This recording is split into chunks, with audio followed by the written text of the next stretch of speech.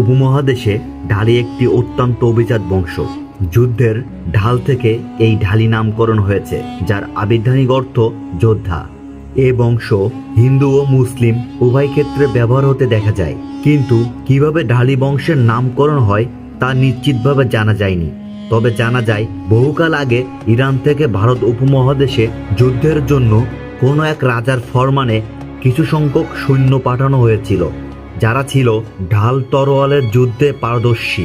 এরপরে এরা যখন ওই রাজার হয়ে যুদ্ধে জয়লাভ করে, তখন তাদেরকে পুরস্কার হিসেবে উপমহাদেশে থাকার জন্য জমি এবং বিবাহের জন্য পাত্রী দান করা হয়। এরপরে তারা এখানেই স্থায়ীভাবে বসবাস শুরু করে। তখন থেকেই এই ঢালি পরিবারের জন্ম।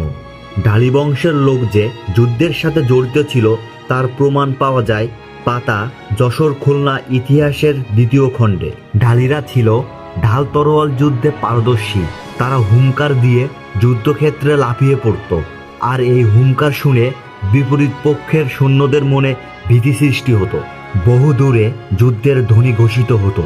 এই সকল ঢালি সৈন্য কোনো বাধা বিপত্তি মানত না, প্রাণপাত করে যুদ্ধ করত। খান জাহান আলীর পদাতিক সৈন্যের মতো কোদাল বা কুঠাল ঢালিদের অস্ত্র হিসেবে গণ্য হতো।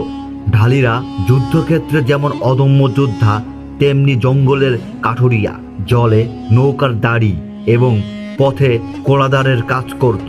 ঢালিরা মন্ত্রবিদ্যায়ও অনেক পারদর্শী ছিল। মন্ত্র বলে তারা বনের হিংস্র বাঘকে তাদের নিয়ন্ত্রণে নিয়ে আসত।